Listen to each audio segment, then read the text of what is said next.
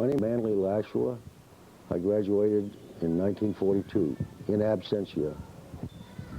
Unique story you'd like to share with us on a sport that you were involved in.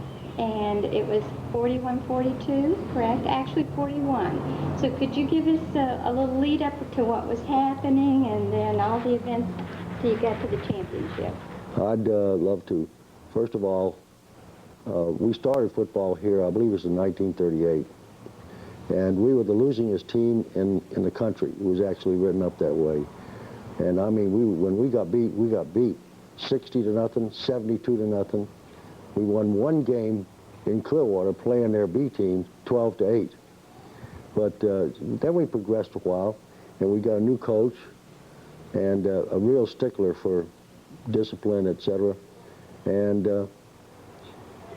he got us to where we won 3, lost 3, and tied 1. And then in 1941, we really had it all together because we'd grown up together. And we were pretty good-sized boys then. We had Swede Johnson and David DeCubulis and Baby Willis and Joe Littell and Worth Littell and Harmon Stevenson. And we had a great team and well-drilled and well-disciplined. But if one of us got hurt, we were in trouble because we didn't have adequate substitutes. But it was a grand and glorious year, and we all just reveled in it because we remember when it first started, how bad it was. But we beat everybody in sight up until the time that we ran into Brooksville, our arch enemy. I don't know if it still is, but it was then. Brooksville and Dade City and Tarpon Springs were the enemies. And they came down here, and we figured we were going to just stomp them. But it didn't turn out that way. They beat us 7-2. And that was the only loss of that year. And then the next Tuesday, that was on a Friday, the next Tuesday, we were so angry for letting them beat us that it was Armistice Day the next Tuesday, and we went to Dade City, and nobody said a word on the bus. Nobody said a word.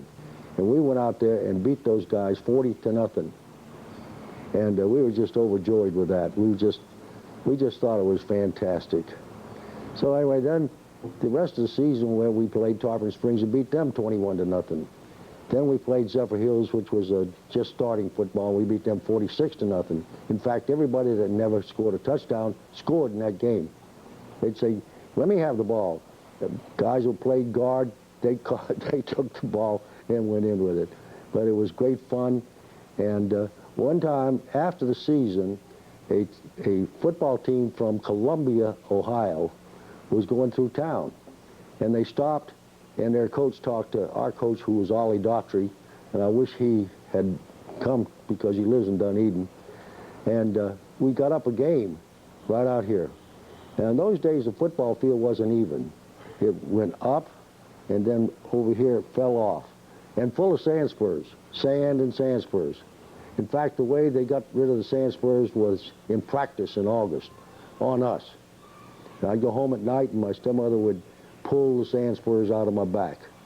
But these guys came out there on that field, and they were a pretty good team, but they get in those sand spurs, and they didn't know what to do. They were going nuts. They never had heard about them. Another thing is, unfortunately, this isn't very nice to say, but our linemen would grab a handful of sand, and when we'd go, they'd go, and these guys, they didn't know what to do.